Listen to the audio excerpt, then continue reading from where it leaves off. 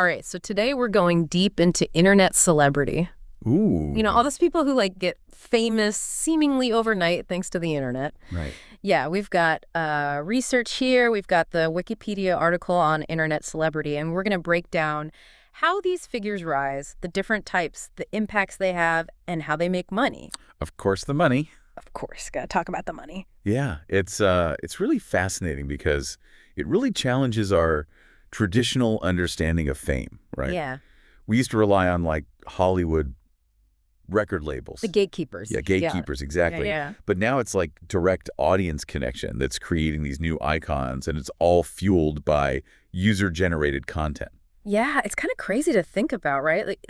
Is it really as simple as going viral? Are these internet celebs really comparable to movie stars? I mean, where do we even start with this? What is an internet celebrity? I mean, according to Wikipedia, at least. Well, Wikipedia defines them as individuals who gain fame specifically through the internet. And it emphasizes this global reach and the reliance on user-generated content. Mm-hmm. But it also uses terms like social media personality and influencer, which, while they often overlap, there's some subtle distinctions there. Okay, so break that down for us. What's the difference? Okay, so think of it this way. A social media personality might just be known for their engaging online persona. Okay. But an influencer suggests more of a direct ability to impact their audience's decisions. Interesting. Particularly purchasing choices. Okay. So think about those lifestyle gurus who are kind of shaping trends and everything from fashion to cooking to gaming. Yeah. They're influencers at their core. So influence is the differentiator there. Yeah. And speaking of influencers, I'm curious about the history of influencer marketing. Yeah. Because it's a massive industry now, but I remember our early days. Oh, yeah. Things were a little Wild West, right? Totally. In the early 2000s, companies were offering free products to bloggers. Oh, yeah. For positive reviews. Hoping for the best. Yeah. And sometimes without proper compensation, it was a little bit of a gray area ethically. Yeah, I can see how that would raise some eyebrows today. For sure. So how did we go from those kind of questionable beginnings to this multi-billion-dollar industry that we have now? Well, the first official influencer marketing network was Blogstar Network in 2004. Okay. So bloggers would sign up and they'd receive paid offers from companies for specific posts. Interesting. Like sponsored reviews and things like that. And then in 2006 came Paper Post. Okay. And that paid forum posters and early social media influencers to mention brands with rates tied to their reach. So basically, the more followers you have, the more you can charge. Yeah, essentially. That makes sense. Yeah. Wasn't there a problem back then with disclosure? Yes, absolutely. You didn't know if someone was being paid to say something nice about a product? Exactly. There was no requirement to disclose those relationships. So that created a lot of ethical concerns about transparency. Yeah, for sure. But it did spark debate and ultimately push the industry towards more transparency, which is, of course, crucial for building trust. And from those early days, things just exploded by the 2010s. Influencer was a fully established term, and the projected worth by 2022 was $15 billion. Yeah, that's a lot of money. That's a lot of money, right? And that just shows the power of these online figures. It does, and that power, I think, stems largely from self-branding. This idea that, anyone can cultivate a public image and turn it into profit, potentially. Yeah. I mean, it is pretty fascinating, right? It is. It's Instagram, Twitch, Snapchat, YouTube, TikTok, all these platforms. All of them. They're virtual stages now where you can build a following through art, humor, modeling, podcasts, whatever. Everything. Yeah. And sometimes all it takes is one viral event. Oh, for sure. Remember Zach Anner? Oh, yeah. He was the comedian who caught Oprah's eye with that hilarious video. Oh, yeah. Or Alex from Target. Yeah. Who just became a sensation from a single tweet. From one tweet, it's wild. I know those viral events, though, they illustrate the seemingly random nature of internet fame. But I bet there's more to it than just luck, right? Well, there often is. Yeah. While some achieve overnight success, many carefully craft a strategy. Okay. It's about capitalizing on that initial exposure and then building a sustainable online presence.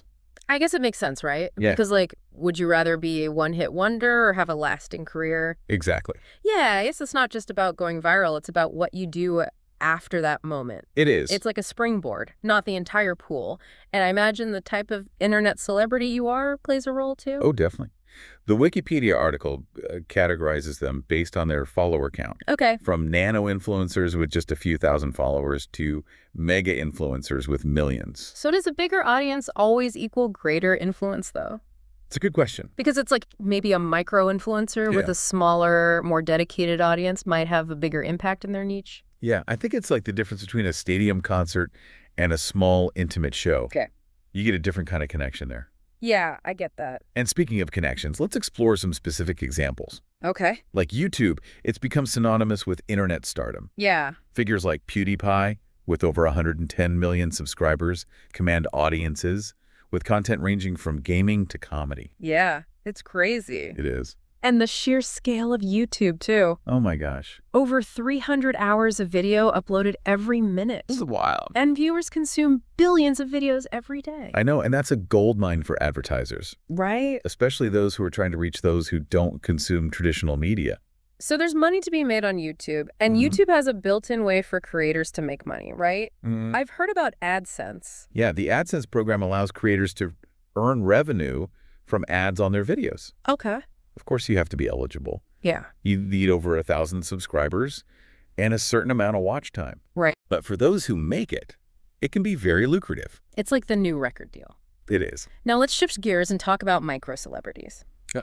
The Wikipedia article defines them as those who are famous within specific online communities. Right. I feel like they have a different kind of relationship with their fans than traditional celebrities do. They do. They often operate on a different level of intimacy. They're seen as more authentic and relatable because they're not like...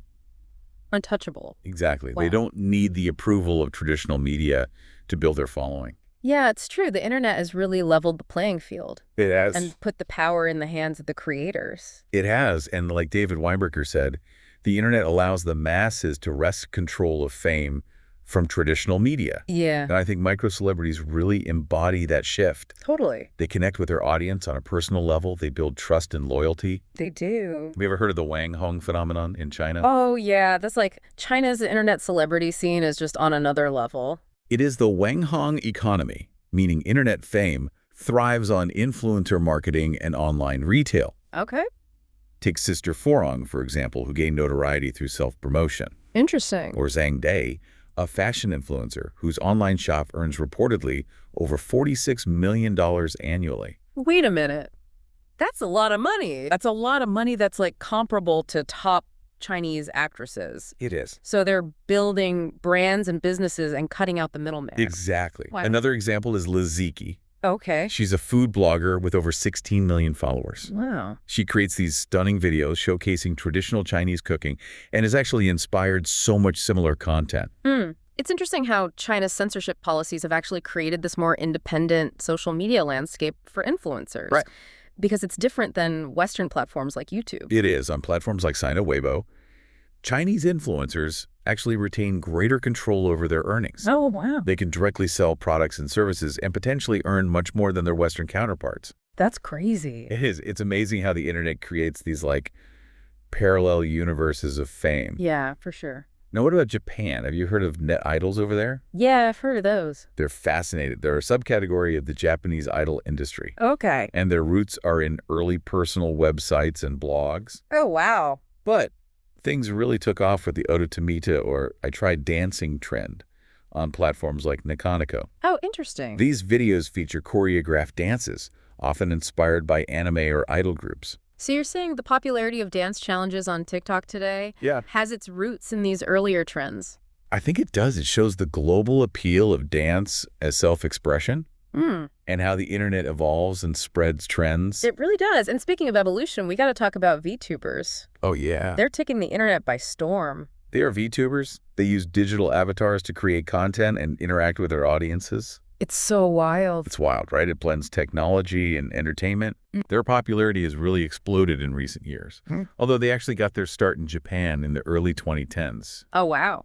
One pioneer, Kazuna AI, debuted in 2016 Okay. and captivated fans with her personality and her 2D aesthetic. Yeah, it's like the anime world has come to life. It has. What is it about them that's so fascinating to viewers? Is it the anonymity? Is it the novelty of the virtual interaction? I think it's a combination of factors. Yeah. The anonymity allows creators to kind of experiment with different personas and connect on their own terms. Yeah. And for viewers, it's just a fresh and engaging form of entertainment. VTubers operate much like YouTubers and streamers. Okay. Some even focus on music as V-singers. Really? And there are agencies like Holiv and V-Shoujo Wow. who are dedicated to managing and promoting them. Wow. So it's like a whole industry has sprung up around this. It really has. It really makes you think about the future of online interaction. It does. It's mind-blowing. Yeah. But let's get back to the real world for a second. How do these internet celebrities actually make money? Yes. Because fame is great, but gotta pay the bills, right? You do. For most endorsements and sponsorships are their bread and butter. Okay. They leverage their fame and credibility to promote products. It's a powerful form of advertising, especially considering how different types of influencers focus on different products. Yeah, so it's about finding the right match between the influencer and the brand. Exactly. It's got to feel authentic. It does. And beyond endorsements, many internet celebrities are creating their own personal brands and merchandise, Okay. essentially becoming entrepreneurs. That's cool. A prime example is Chiara Ferragni. Okay.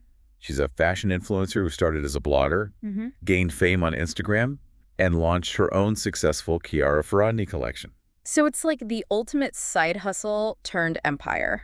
It is. She went from charging per Instagram post to running a multifaceted business. She did, and she's not alone. Yeah. Many influencers are following a similar path, transforming their online fame into entrepreneurial ventures. That's pretty inspiring. It is. But of course, there's a flip side to all this fame and fortune. Right. The internet can be fickle. It can. The rise can be as swift as the fall. Totally. The Wikipedia article mentions the dark side of internet celebrity, specifically cancel culture and the impact on fans. Yeah. Have you noticed any specific patterns with cancel culture? Well, it's complex. Yeah. What might be considered offensive in one community may not be in another. Right. The internet has really amplified the speed at which information spreads Yeah. and opinions are formed. And it's not just the internet celebrities themselves who are impacted. Right. Though fans can be profoundly affected too. Yeah. And that's a great point to transition to part 2. Okay.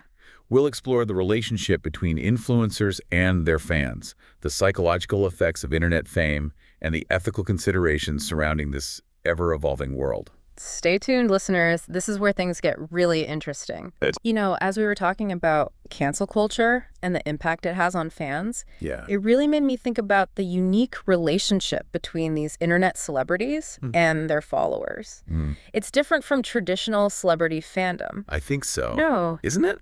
Yeah. Internet celebrities often foster a sense of, like, intimacy and accessibility that traditional celebrities don't. Yeah, and it's like a two-way conversation. Right. It's not just like this one-sided thing. It's not. You see them respond to comments and share personal stories. Right. They do live streams where they're just like hanging out, answering questions. Yeah. And you feel like you really know them even though you've never actually met. Exactly. And that creates a strong sense of loyalty and devotion among fans. Totally. And we see that, right? Yeah. And how they rally behind their favorites. Yeah. They go to meetups, they buy merch, they consume their content like religiously. Right. It's like a community almost. Yeah, it is. They see internet celebrities as role models and they seek inspiration, advice, a sense of belonging. Especially younger audiences who are still kind of shaping their values and identities. Yeah.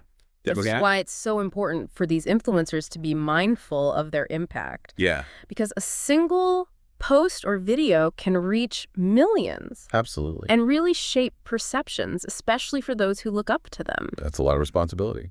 And while many use their platform for good, you know, For sure. promote positive causes, create these really supportive communities, there's always the potential for things to go wrong. There is. We've seen it, right? Yeah. Of the Cases of like overzealous fans crossing boundaries, stalking, harassment, even threats directed at these internet celebrities. I know it's scary. It's a reminder that fame, regardless of platform, comes with its own risks. Yeah. And prioritizing safety and well-being is so crucial. Absolutely. It's not just physical safety either. Right. The constant scrutiny and pressure to maintain this online persona can really take a toll on mental health. Yeah.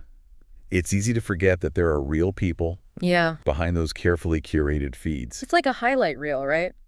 It is. It's not their everyday life. Which is why I think it's so important to foster a more empathetic online environment. Yeah. It's easy to get caught up in like the drama. The gossip. The gossip, yeah. All that. But I think we need to treat each other with respect. Yeah. Even those we only know through a screen. Well said. Thank you. And speaking of ethics, Yeah. we can't ignore the influencer marketing side of things. Sure. It's a huge industry. It is. And as it grows, there's always that concern about transparency Right. and making sure consumers aren't being misled. Yeah. One of the key concerns has been clearly identifying sponsored content. Yeah. For a long time, it was really hard for audiences to distinguish Yeah. between like genuine recommendations and paid promotions. You want to know if someone actually likes something or if they're just saying that because they're getting paid? It's exactly. But thankfully, organizations like the Australian Associations of National Advertisers, AANA, and other regulatory bodies around the world are stepping up Okay. with guidelines for influencer marketing. So they're trying to regulate the Wild West. They are. A little bit. Yeah. And they really emphasize that clear disclosure so audiences know when they're being sold to. So no more sneaking in like subtle product placements Hopefully not. without proper labeling. The goal is to create a more transparent and ethical landscape Okay. for influencer marketing where trust and authenticity prevail. That's a good goal. Did you hear about the Federal Trade Commission? I did. In the U.S., they're taking a stand against fake online reviews. Yeah, in August, they voted unanimously I know, it's great. to ban marketers from using those fake user reviews that are generated by AI chatbots, I know. and also influencers paying for bots to inflate their follower counts. So crazy. That's wild. It is technology is constantly evolving, and unfortunately so are the methods for manipulating online perception. Yeah. I think the FTC's decision really reflects the need to keep pace with these advancements and protect consumers. It's like an ongoing game of cat and mouse It is. between the people who are trying to game the system Right. and then those who are trying to maintain like fairness and transparency. Yeah. It's tough. It makes it hard for consumers to know what's real and what's not. It does. So where does critical thinking come in? Well, just because something is popular or has glowing reviews doesn't guarantee authenticity. We need to be questioning, researching, and evaluating. Doing our due diligence. We do. Okay, so we've talked about the ethical and regulatory landscape. Yeah. Let's zoom back in on the fans. Okay. I'm curious about the psychological impact of all this. Mm-hmm. You mentioned younger audiences being particularly susceptible. Can you elaborate on that a little bit? Well, young people are still forming their identities and their values. Right. And they're heavily influenced by what they see online. The seemingly perfect lives portrayed by some internet celebrities can create these unrealistic expectations, Yeah. which contribute to anxiety, depression, Yeah. or even feelings of inadequacy. It's like, don't compare your behind the scenes to someone else's highlight reel. Exactly what you see online is often a very curated version of reality. It is. And then there's this concept of parasocial relationship. Okay, I know what you mean. It's Okay. like when you feel like you know a celebrity Right. just from following them online.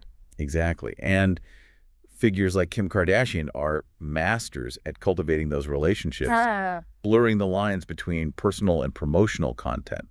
Yeah, so that's the ethical consideration about the impact on the fans, especially younger ones. Yeah. It's complicated. It is. We need to be aware of both the positive and negative impacts. So where do we go from here? Well, We've covered the evolution of internet fame, different types of influencers, the money game ethical considerations, and this complex fan relationship. Yeah. What's next for this ever-evolving world? well, that's where we're going to explore in the final part of our deep dive. Okay. We'll delve into the future of internet celebrity, Ooh, the crystal ball. the crystal ball, I like it. the emerging trends that might reshape the very definition of online fame and what it all means for entertainment marketing, and even society as a whole.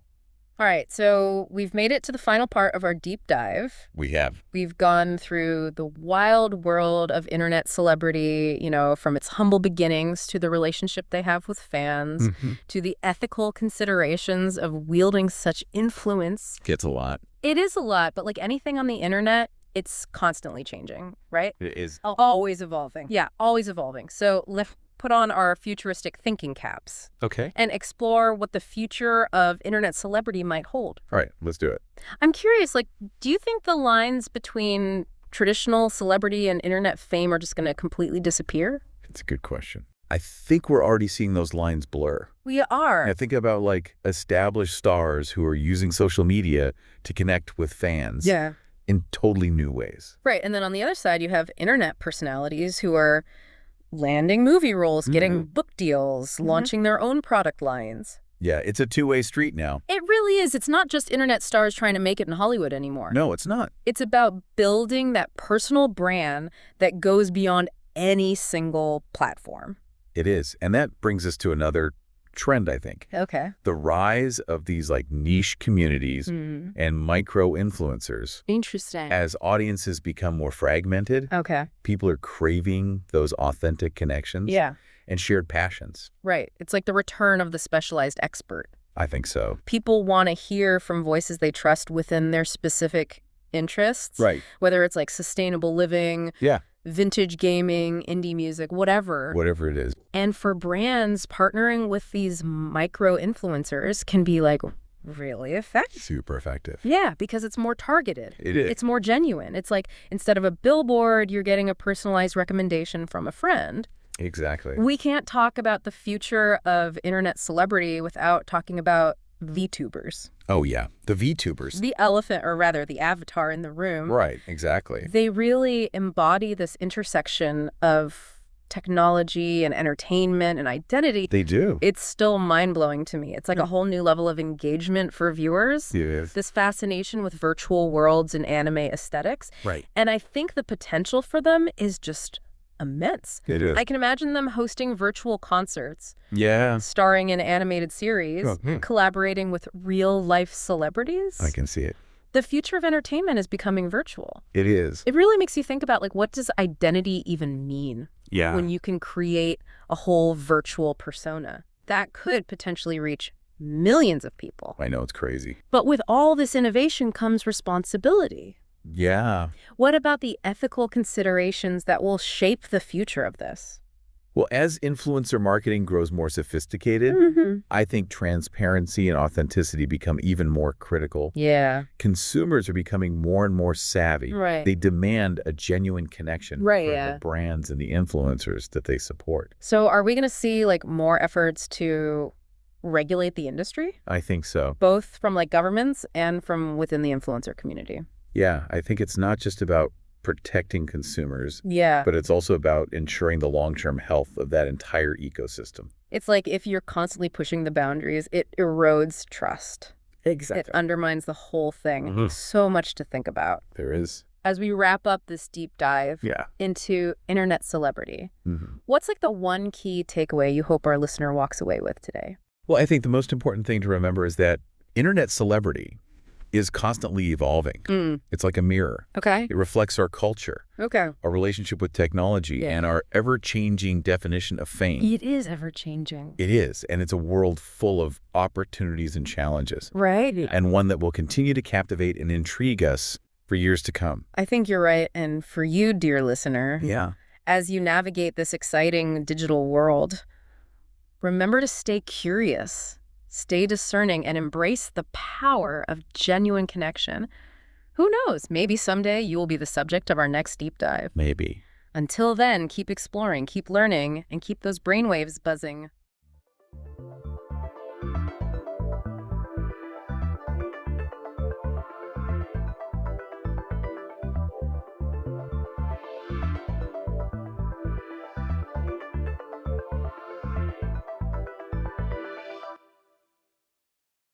We all know about black cats and broken mirrors, right? But what actually makes something a superstition instead of just like a cultural quirk? That's a great question.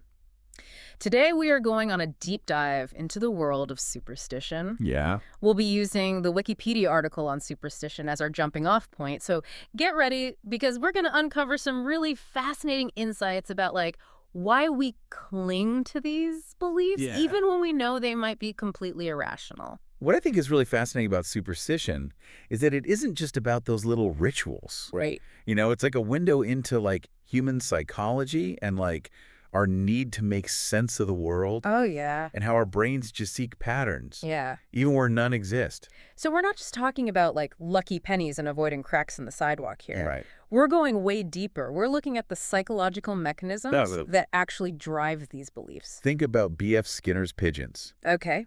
He found that they would develop these elaborate rituals, convinced they were influencing when the food would appear, even though it was completely random. Wait, pigeons can be superstitious?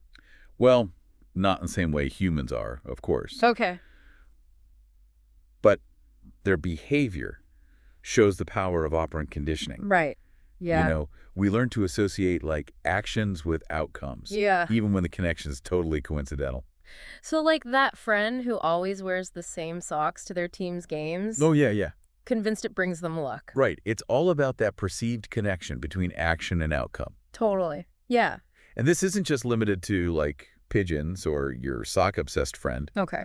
Think about the infamous Curse of the Bambino that plagued the Boston Red Sox for like 86 years. Oh, yeah. Fans genuinely believe that selling Babe Ruth to the Yankees had cursed their team. And when they finally won the World Series in 2004, it was like suddenly all about skill and strategy. Right. Not luck or curses. Exactly. Yeah. That's a perfect example of what's called like negative agency bias. Yeah. We're more likely to blame our misfortunes on outside forces, Right. especially when those misfortunes are significant and long-lasting, like an 86-year World Series drought. So superstition gives us a sense of control, even if it's illusory, Right. especially when we're faced with like uncertainty. Exactly. But where does religion fit into all of this? Oh, that's a good question. Isn't there a lot of overlap?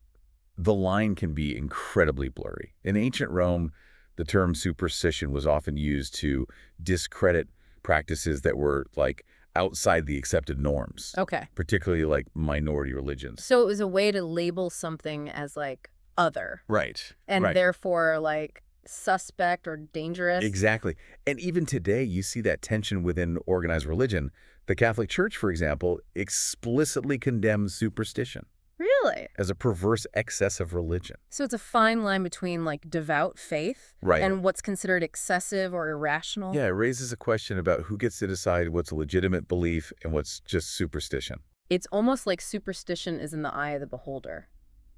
And the more we like dig into it, Yeah. the more we realize that it's about so much more than just those quirky little rituals we all know and love. Absolutely. It's a reflection of our deepest fears and desires, Right. our yearning for control in a world that often feels chaotic and unpredictable. Okay, so we've established that superstition is more complex than it seems. For sure. Now I'm really curious to dive into some of those like specific beliefs. I'm ready for a global tour of superstition. Excellent. Prepare to be amazed by the sheer variety and ingenuity of these beliefs, from avoiding giant anteaters in Brazil to the economic impact of Friday the 13th. Oh, wow. Okay, let's do it. Okay, Yeah. I am ready to hear about these superstitions from around the world. Let's start with the animal kingdom. We've all heard about black cats being bad luck, Right, at least in like Western cultures. right. What other animal-related beliefs are out there? Well, how about this? In some parts of Brazil, motorists are extra cautious to avoid hitting giant anteaters because it's believed to bring bad luck.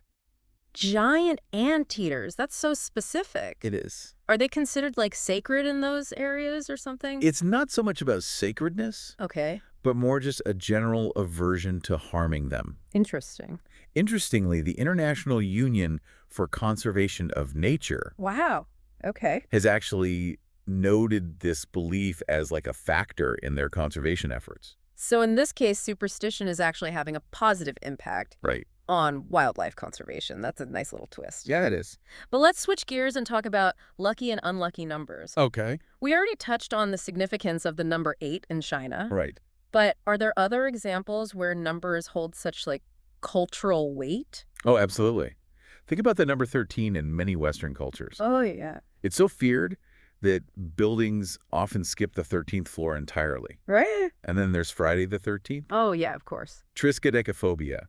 The fear of Friday the 13th is so pervasive It really is, yeah. that it actually has measurable economic consequences. Really? Hundreds of millions of dollars in lost productivity. It's amazing how, like, a date can hold such sway over people's behavior. It is fascinating. But it makes you wonder why certain numbers become imbued with such powerful meanings, Yeah. both positive and negative. It speaks to our deep-seated need for, like, patterns and explanations. Yeah. Even when they're not grounded in logic. Right. We try to find meaning in the randomness of the universe.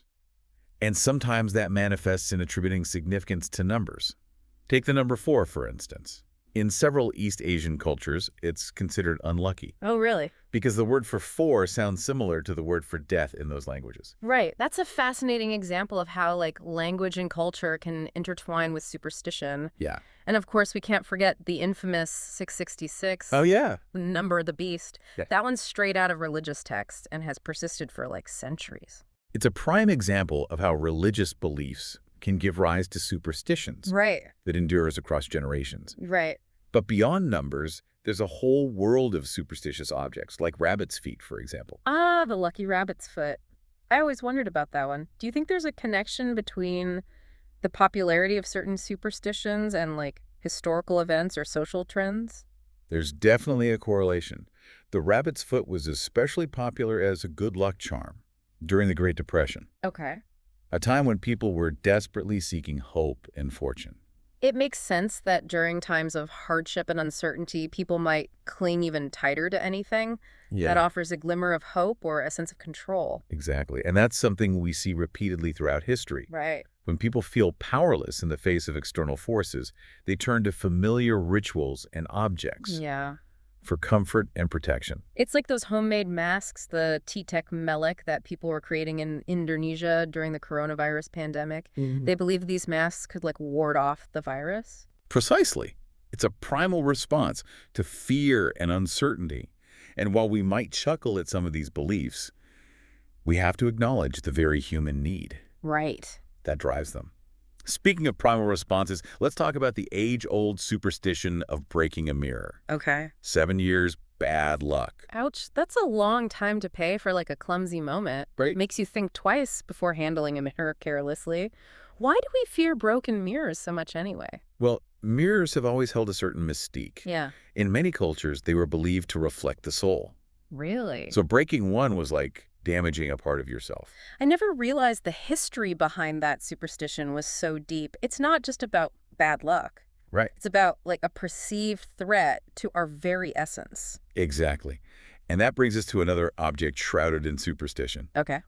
Hanging one up for good luck is a tradition that spans centuries in cultures. Oh, yes, the horseshoe. But which way is it supposed to be hung? Like, up or down? I can never remember. Funny you should ask that. Yeah. It's actually a point of contention. Okay. Some believe the end should point up to catch good luck, while others say they should point down Okay. to pour the luck out onto those who enter the home. So it seems like no matter which way you hang it, you're covered. Right. I appreciate those odds.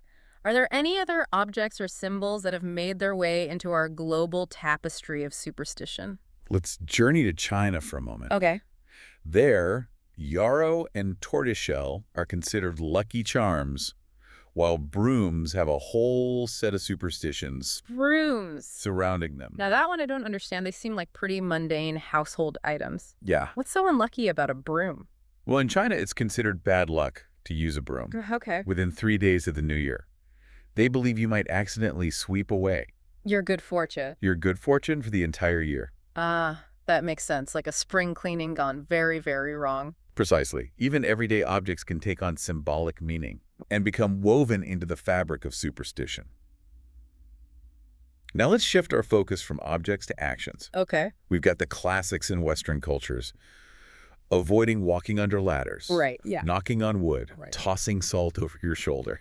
I have to admit, I still knock on wood sometimes, even though I know it's probably just a silly habit. Yeah.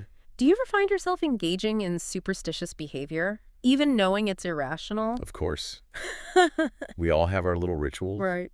And sometimes those rituals provide a sense of comfort Yeah. and reassurance, even if we know they're not logically sound. I've always wondered about the superstition of opening an umbrella indoors. Oh, yeah. Where did that one originate? Believe it or not, it has practical roots. Okay. In 18th century, London umbrellas were bulky Okay.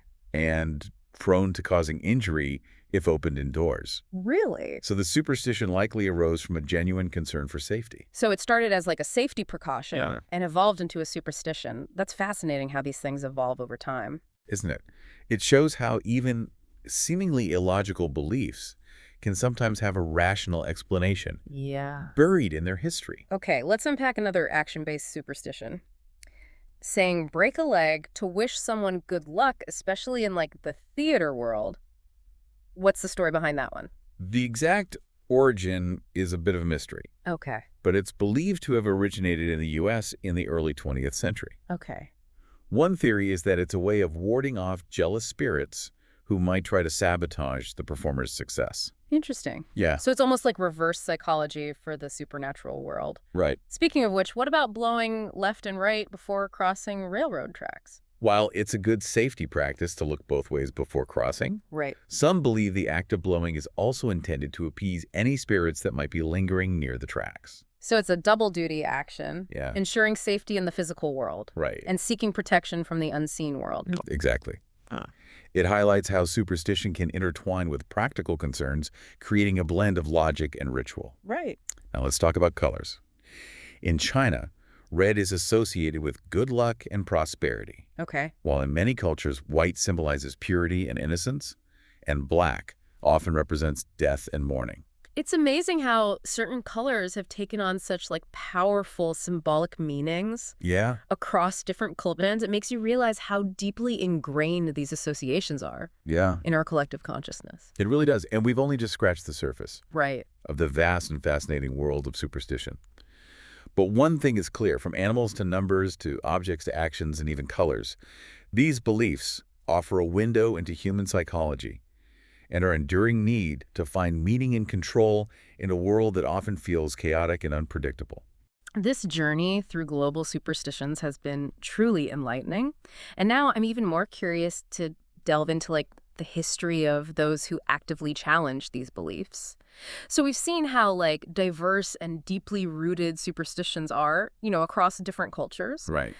But history shows us that not everyone just simply accepted these beliefs at face value. Right. There have always been those who question, the validity of superstitions Yeah. and advocated for reason and logic over like blind faith. Absolutely. And one of the earliest examples we have is Lucretius, Oh, wow. a Roman philosopher and poet who lived in the 1st century BC. Okay. He was a staunch critic of superstition Right. and believed that fear of the gods was like a major source of human misery. Wow.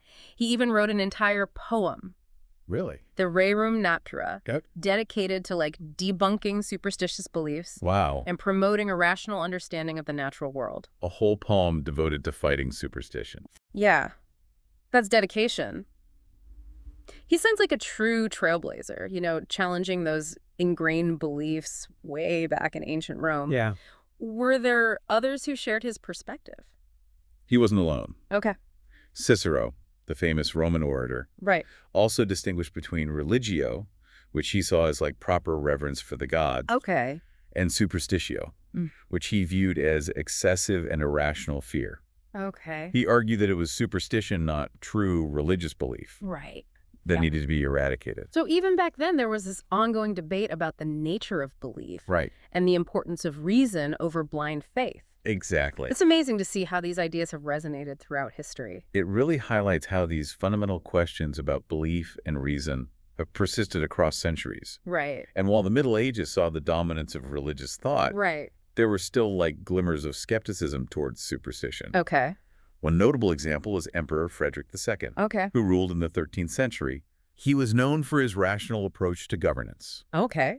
And was actually the first to outlaw trials by ordeal. Trials by ordeal. Those sound terrifying. They were What were they exactly? essentially judgments of guilt or innocence, Okay. based on the belief that like divine intervention would protect the innocent. Okay. So Yeah. you might be subjected to things like holding a red hot iron Oh, wow. or being submerged in water. Okay. The idea was that if you were innocent, God would intervene Right. and prevent you from being harmed. Wow. That's putting a lot of faith in the supernatural. It's no wonder Frederick II outlawed them. Right. He seemed to be like a proponent of more logical and just ways of determining, guilt or innocence. Yeah, for sure. But did these seeds of skepticism continue to grow? They did. Mm. As Europe moved out of the Middle Ages and into the Renaissance, Yeah. there was a rediscovery of classical texts, Right. like those of Lucretius and Cicero. Right. Combine that with advancements in science and exploration, Right. and you have like a growing wave of skepticism towards superstition. It feels like that era was like a major turning point, Yeah. a shift away from blind faith Right. towards a more like questioning and analytical approach to understanding the world. Yeah. And that shift gained even more momentum Yeah. during the Age of Enlightenment Oh, yeah. in the 17th and 18th centuries. Right. Thinkers like Baruch Spinoza, Yeah. who we mentioned earlier, Yeah. openly challenged superstitious beliefs, arguing that they hindered true knowledge and progress. For sure. So challenging superstition became like a central theme of the Enlightenment, Yeah. with its emphasis on reason, logic, and empirical evidence. Precisely. Spinoza, in particular, believed that superstition stemmed from ignorance Right. and fear of the unknown. Yeah. He argued that through reason and observation, Right. we could understand the natural world Yeah. and free ourselves from the grip of irrational beliefs. It's incredible how these ideas, first articulated centuries ago, I know, right? are still so relevant today Right. in our current world. Yeah. With information overload Hmm. and the spread of misinformation, critical thinking is more important than ever. Totally. This deep dive into superstition has taken us on an incredible journey. It has. From the psychology of Lucky Charms to the philosophical battles against irrationality, Right. it's clear that superstition is so much more than just like silly rituals. Yeah. It reflects our deepest fears and desires. Yeah. Our attempts to impose order on a world that can often feel chaotic and unpredictable. Well said. And it reminds us that like the human impulse towards reason and critical thinking has always been there, Right. pushing back against the darkness of ignorance and unquestioning belief. This has been a truly thought-provoking exploration. It has. So as we wrap up our deep dive, I want to leave our listeners with a final question to ponder. Do you think technology and scientific advancement will eventually eradicate superstition? Or will these beliefs woven into the fabric of our culture and psyche always hold a certain power over us, even in the face of logic and reason? That's a question worth reflecting on. Yeah, Perhaps the answer lies not in trying to completely eliminate superstition, right. but in finding a balance. Okay. We can acknowledge the influence these beliefs have, Right, while embracing critical thinking and a discerning mind. right. After all, it's that very balance that has driven human progress for centuries. That's a great point. It's about finding that middle ground between acknowledging our human tendencies Right. and striving for a more rational understanding of the world. Exactly. Thanks for joining us on this deep dive into the fascinating world of superstition. Of course. Until next time, keep those minds curious and those questions coming.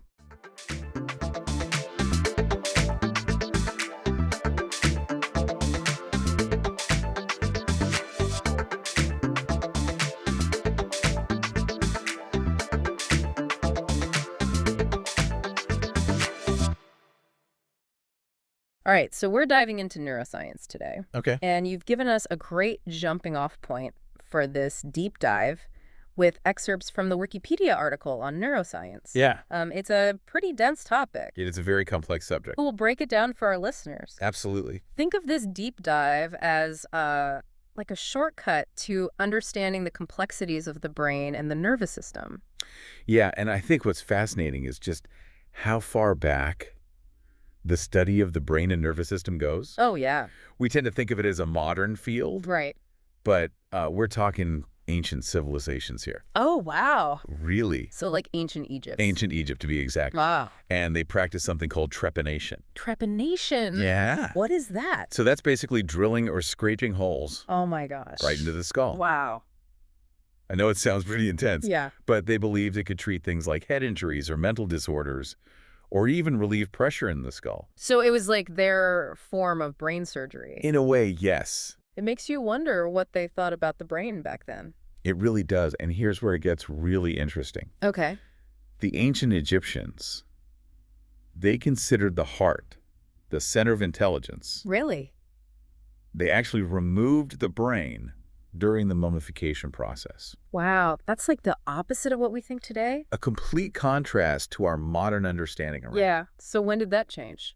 Well, we can credit Hippocrates, the Greek physician, with that shift in thinking. Okay. Around the 5th century BC, he proposed that the brain was involved in both sensation and intelligence.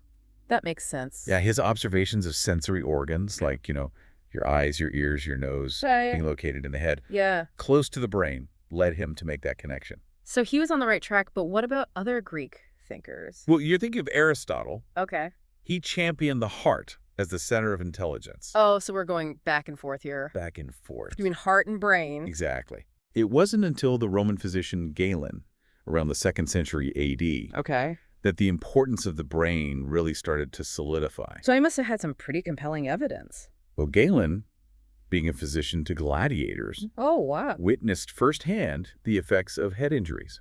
I bet. Yeah, and he observed that injuries to the head often resulted in changes in mental abilities. That's a pretty clear connection. It is a critical observation that helped establish the brain's role in our thoughts and behavior.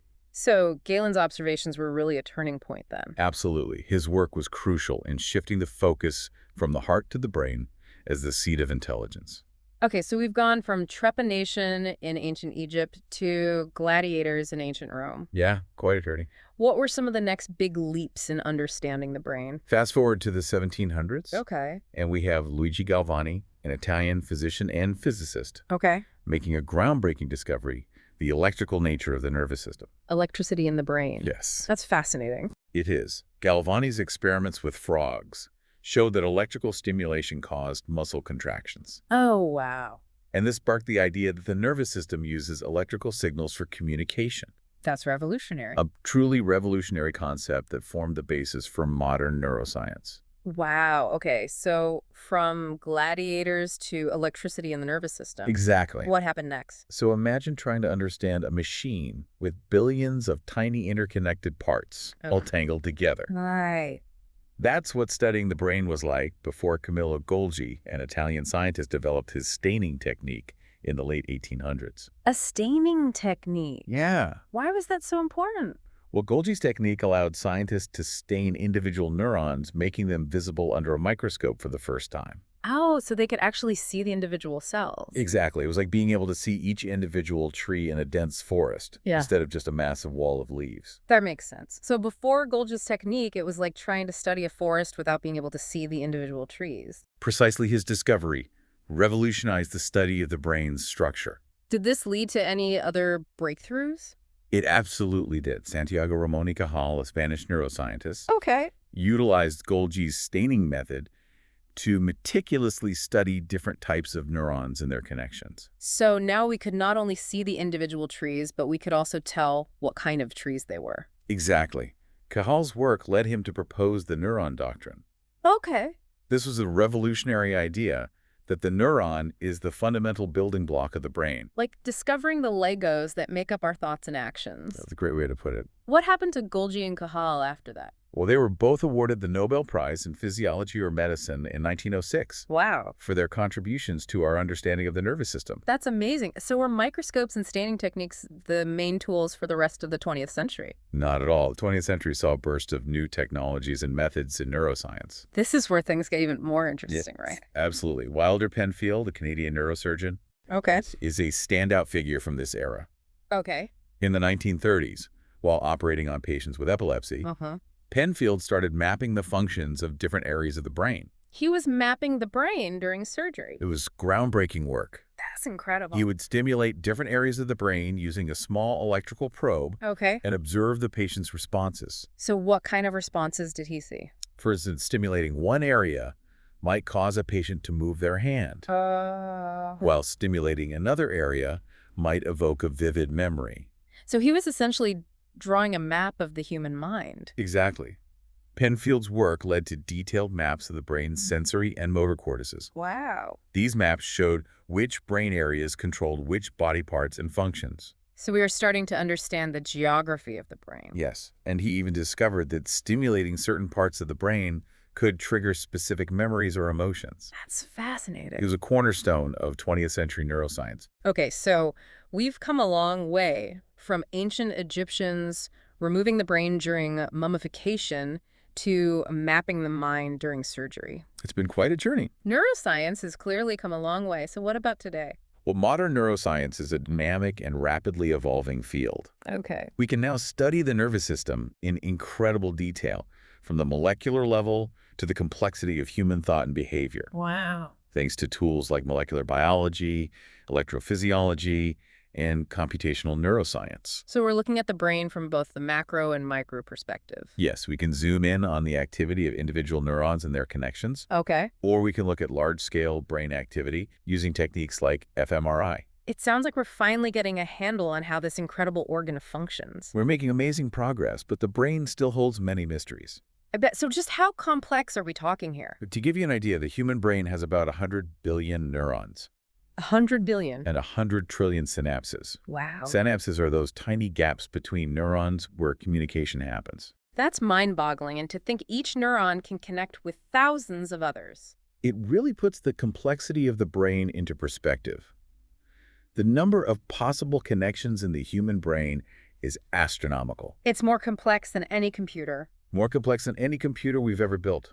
With that level of complexity, how do neuroscientists even begin to make sense of it all? That's where the different branches of neuroscience come into play. Branches? Yeah. Tell me more about these different areas of focus. Well, there's molecular neuroscience, which examines the brain at the level of genes and molecules. Okay. Then there's cellular neuroscience, focused on the function of individual neurons and their interactions. Mm-hmm.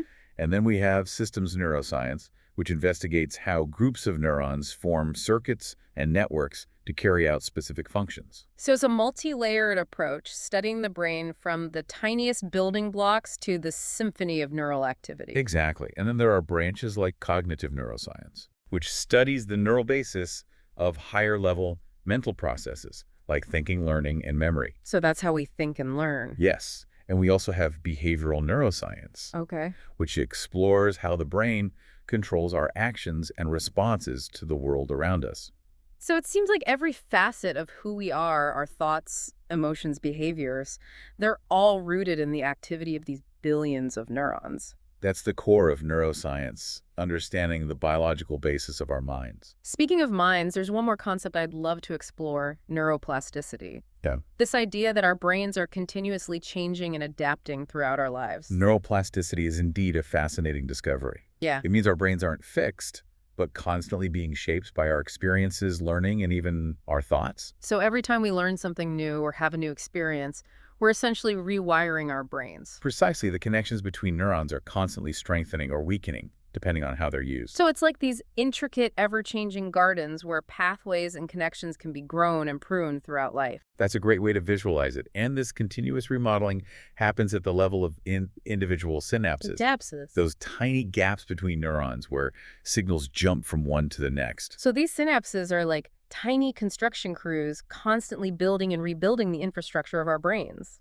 That's a great analogy. And the fact that these synapses are constantly changing in strength, size, and number, depending on their use, is what underlies much of our learning and adaptation. This whole concept of neuroplasticity suggests we have more control over our brains and minds than we might realize. Absolutely. We're not simply stuck with the brain we're born with. Yeah. We can actively influence the structure and function of our brains through our choices and experiences. So this deep dive isn't just about understanding the brain, No. but also about understanding our own potential for growth and change. Exactly. Neuroscience shows us the remarkable adaptability of our brains Right. and remind us that we are all works in progress. Where do we go next in our exploration of neuroscience? We've covered so much, from ancient history to modern research. Well, there are specific branches of neuroscience that delve even deeper into the intricacies of the brain and behavior. Okay. Have you ever heard of affective neuroscience? Affective neuroscience? Yeah. I don't think so. It's the study of the neural mechanisms behind our emotions. Emotions. Yeah. So like happiness, sadness, anger. Exactly. Wow. While it's a relatively new field, Okay. it's already giving us insights into how feelings like joy, sadness, fear, and anger are generated and processed in the brain. It's fascinating. There's an entire branch of neuroscience dedicated to understanding emotions, It is. given how deeply they affect us. And then there's cognitive neuroscience, Okay. which focuses on the big questions of how we think, learn, and remember. So cognitive neuroscience is trying to unlock the secrets of human consciousness. You could say that it's exploring how our brains generate those complex mental abilities that define us as humans.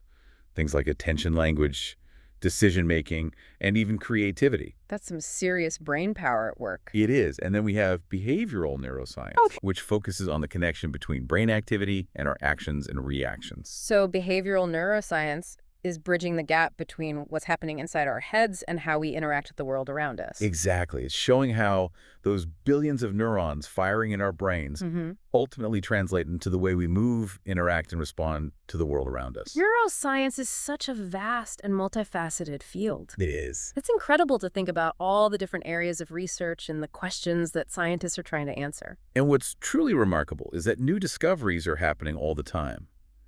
The field is constantly evolving. Yeah. And with each breakthrough, we gain a deeper understanding of ourselves and the universe within our own minds. I'm learning so much. And, one of the most surprising things for me is that there's even a branch of neuroscience called cultural neuroscience. Ah, yes, cultural neuroscience. What is that? It delves into how culture, our shared beliefs, values, and practices can actually shape the structure and function of our brains. That's amazing. You're saying our cultural upbringing can influence our neural pathways. It certainly can. Our brains are incredibly sensitive to our social and cultural environments. Okay. The way we're raised, the language we speak, the values we hold, the types of interactions we have, all of these can leave their mark on our neural circuitry. That's incredible. It really highlights the interplay between nature and nurture. It does. Our genes provide the blueprint, but our experiences and culture shape the finer details of our brains. Exactly. It's like our brains are both pre-wired and plastic-shaped by both our biology and our lived experiences. Yeah. Cultural neuroscience helps us understand how these forces work together to make us who we are. This deep dive into neuroscience is full of surprises. It is. From ancient Egyptian beliefs to the intricacies of cultural neuroscience, we've covered a lot of ground, and it seems like there's still so much more to explore. Absolutely. But before we move on, I'm curious to know what has stood out to you the most so far in our exploration of neuroscience? That's a good question. I think what's really captivated me is this concept of neuroplasticity. Yeah. This idea that our brains are constantly changing throughout our lives. Yeah. It's as if we have this incredible power to shape and mold our own minds. That's a fantastic takeaway. It's true. We are not just passive passengers in our own minds. Right. We have the ability to actively influence the structure and function of our brains. It's a very empowering concept. Knowing that our brains are so adaptable really opens up a world of possibilities. It does. What can we do to harness this power of neuroplasticity and create positive changes in our lives? That's an excellent question, and it leads us perfectly to our next section, where we'll explore some of the practical applications of neuroscience and how this knowledge can be used to enhance our learning, boost our well-being, and even unlock our creative potential. I'm ready to dive deeper. Let's see what neuroscience can teach us about unlocking the full potential of our amazing brains. Let's do it. So you're intrigued by this idea of using neuroplasticity for positive change. That's fantastic. Let's explore some practical applications. All right. So is it possible to upgrade your brain to like version 2.0? That would be cool. Well, while we can't install software updates just yet, Okay. the beauty of neuroplasticity is that it's an ongoing process. Every experience, every bit of learning, every new habit, they all contribute to subtly rewiring those neural circuits. So instead of downloading an update, we're continuously shaping our brains through our actions and choices. Precisely.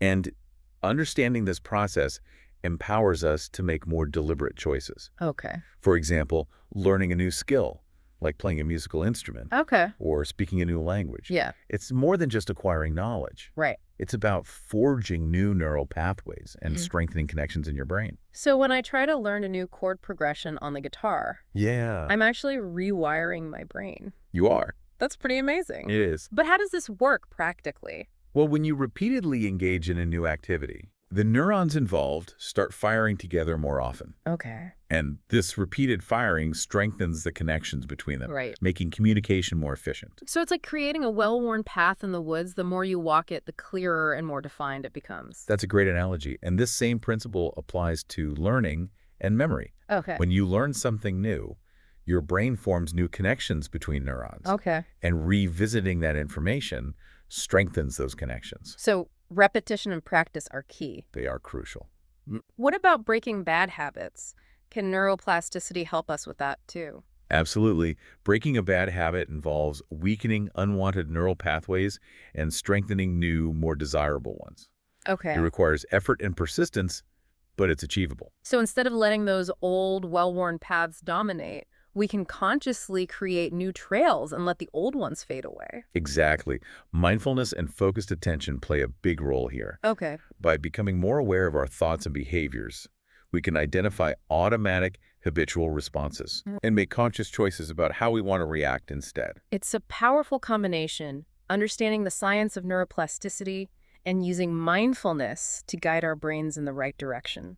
This approach can be applied to all sorts of challenges: overcoming procrastination, improving focus, managing stress, and even reducing anxiety. So we have this amazing power to shape our brains and lives through our choices and experiences. We do. What other practical applications of neuroscience should we explore? One area garnering a lot of attention is the application of neuroscience to education. Education. Yeah. Interesting. Researchers are delving into how the brain learns best and which teaching methods are most effective. That's so interesting. It's like we've been teaching and learning for centuries without really understanding how our brains process information. It's true now. With insights from neuroscience, we're starting to get a clearer picture of the cognitive processes involved in learning. So what have they learned? What can we do to make learning more effective? One crucial insight is the importance of active engagement. Active engagement. Yeah, our brains aren't passive learners. They thrive on challenges, curiosity, and interaction. So instead of just being like sponges soaking up information, Right. we need to actively engage with it, make connections, and apply it to real-life situations. Exactly. Think of it this way. If you want to get physically stronger, Okay. you don't just read about weightlifting. Right. You have to hit the gym and actually lift weights. Got it. So to strengthen our minds, we need to actively engage our brains with challenging tasks and stimulating experiences. Precisely. Another key finding is that spaced repetition trumps cramming. Oh, tell me about it. Yeah. I remember those all-night cramming sessions in college trying to stuff my brain before exams. Yeah. Never really worked that well. That's because cramming overloads your brain, making it hard to retain all that information. Right. Spaced repetition, on the other hand, involves revisiting information at increasing intervals. Okay. This gives your brain time to consolidate memories and build stronger connections. So it's like giving your brain time to digest the information. That's a great way to put it. Kind of like how weightlifters need rest days for their muscles to recover and grow. Exactly. Another fascinating area of research is the role of emotions in learning. Emotions. Yeah. Neuroscientists have discovered that positive emotions like joy, curiosity, and excitement can enhance learning and memory. It makes sense when I'm genuinely interested in something, learning and remembering become much easier. Right. When we experience positive emotions, Uh-huh. our brains release neurochemicals like dopamine and serotonin, Okay. which enhance attention motivation and memory consolidation. So creating enjoyable and engaging learning experiences isn't just about making it fun. Wow. It's actually about optimizing our brains for learning. Precisely, educators are beginning to integrate these insights into their teaching methods Oh. by creating positive, supportive learning environments. Okay. And using techniques that spark curiosity and wonder, Yeah. they can help students learn more effectively and retain information for longer periods. It's amazing how neuroscience can revolutionize the way we approach education. It goes beyond academics, though. Okay. It's about understanding how we learn and grow throughout our lives, Right. and how we can create environments that support that growth. We've talked about neuroplasticity learning in education. What other frontiers are neuroscientists exploring? One particularly exciting area is neurotechnology. Neurotechnology. Yeah, what is that? Scientists are developing incredible new tools and devices that allow us to interact with the brain in ways that were once unimaginable. Neurotechnology, that sounds like something straight out of science fiction. Are we talking about mind-reading devices and brain implants? Well, while mind reading isn't quite a reality yet, Okay. brain-computer interfaces, or BCIs, are a rapidly developing area of research. BCIs. Yeah, these devices allow people with paralysis to control prosthetic limbs with their thoughts.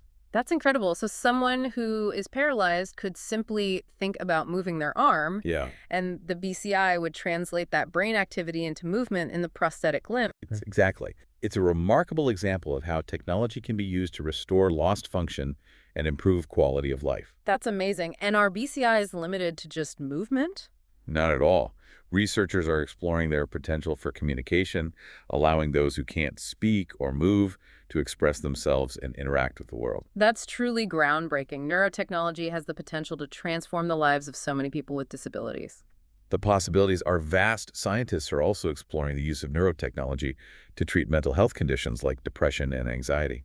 Wow. So instead of solely relying on medication, we could use targeted brain stimulation to alleviate symptoms. Precisely, techniques like transcranial magnetic stimulation, or TMS, TMS. yeah, deep brain stimulation, or DBS, are already being used to treat conditions like Parkinson's disease and obsessive compulsive disorder. Wow. Researchers are investigating their potential for a wider range of mental health challenges. Neurotechnology is pushing the boundaries of what's possible in medicine and rehabilitation. It is. What other exciting developments are on the horizon? Another area generating a lot of interest is the development of brain implants that can enhance cognitive abilities. Brain implants for a brain power boost. Yeah, Now that sounds like something straight out of a sci-fi film.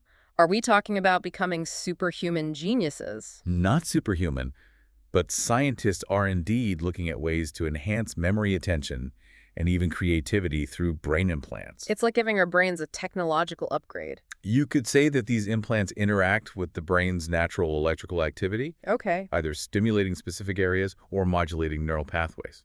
It's fascinating and a little bit unnerving to think about the implications boosting our cognitive abilities could be incredible. You could. But it also raises ethical questions about enhancing our minds with technology.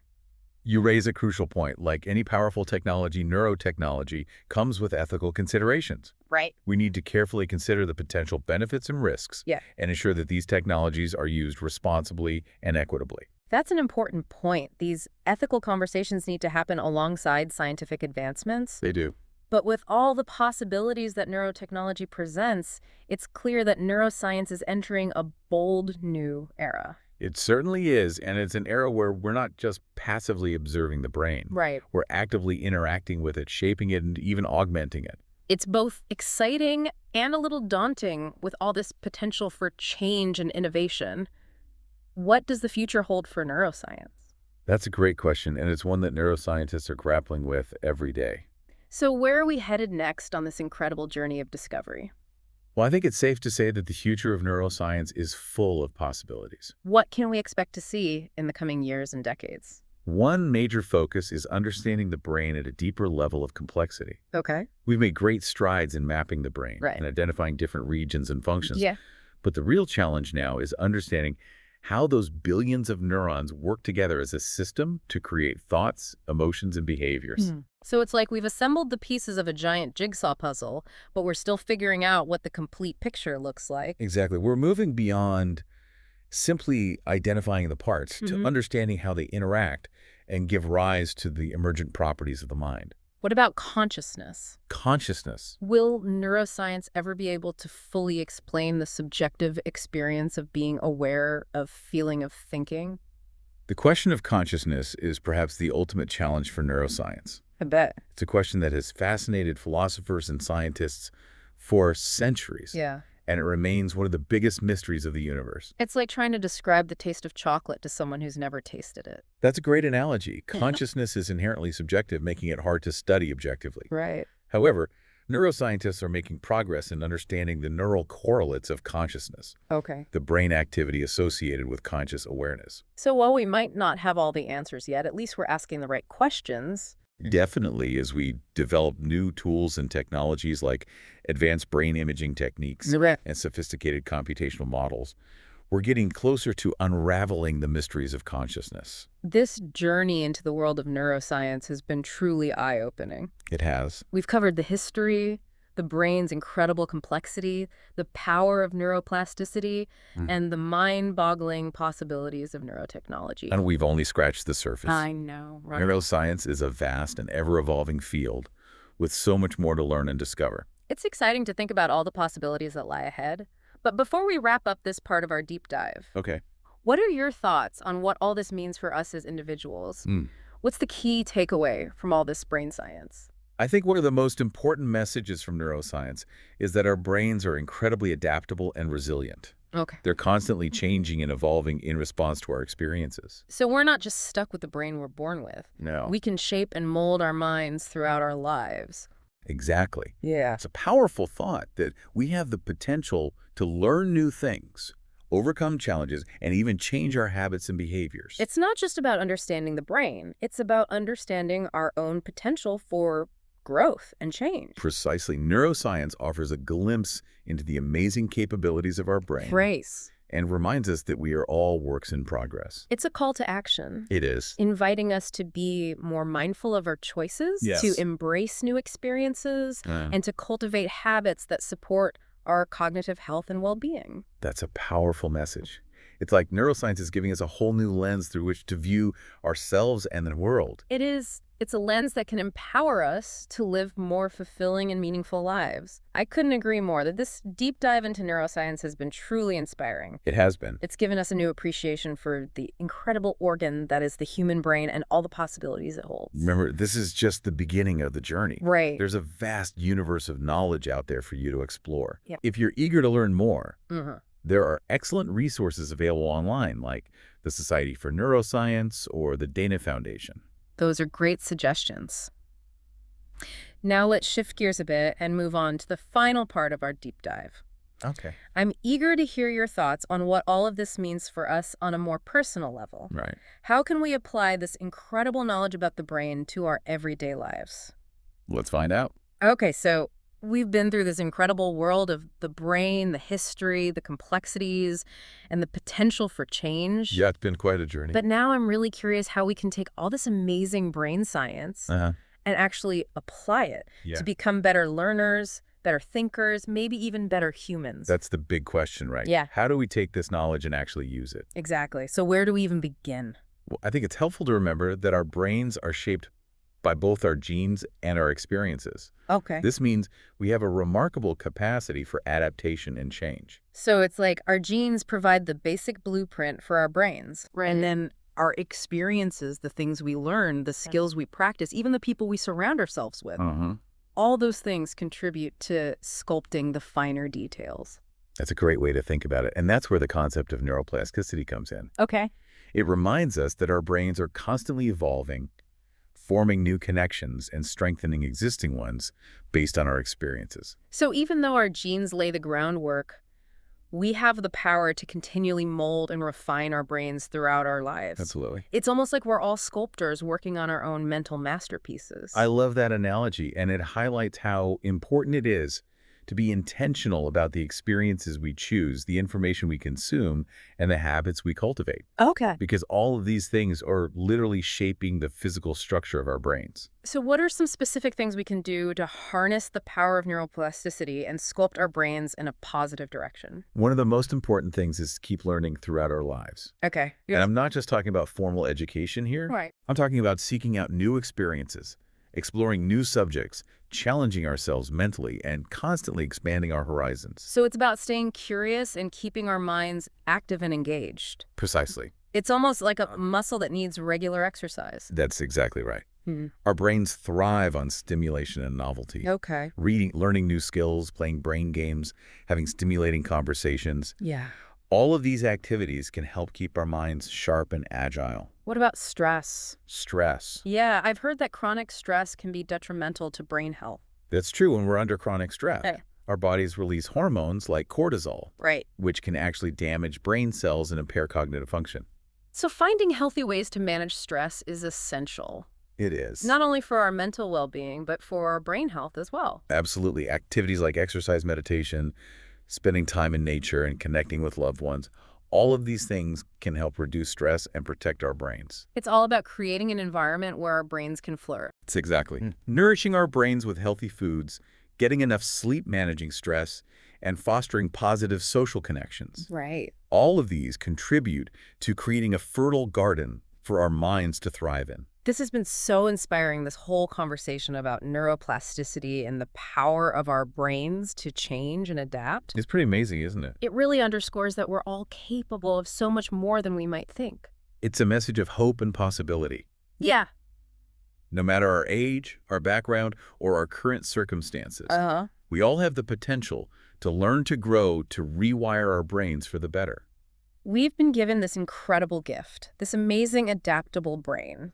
It is a gift. And it's up to us to make the most of it. To use it wisely. This has been an incredible deep dive into the world of neuroscience. Yes. We've learned so much about this incredible organ, from its ancient history to the cutting-edge research. Right. But most importantly, we've learned that our brains are not fixed. Yeah. They're dynamic, ever-changing systems that we have the power to shape and mold through our choices and experiences. It's been a fascinating journey. I hope this deep dive has sparked your curiosity about the brain It definitely has. and inspired you to keep learning and exploring. Every experience you have, every choice you make, even every thought that crosses your mind, Yeah. it's all contributing to the amazing tapestry of your brain. That's a beautiful way to put it. So stay curious, embrace new challenges, and never stop learning. Couldn't agree more. And who knows, maybe someday you'll be the one making groundbreaking discoveries in the field of neuroscience. Maybe we'll have you back on the show to talk about them. That would be amazing. Thanks for joining us on this incredible journey into the world of neuroscience. It's been a pleasure.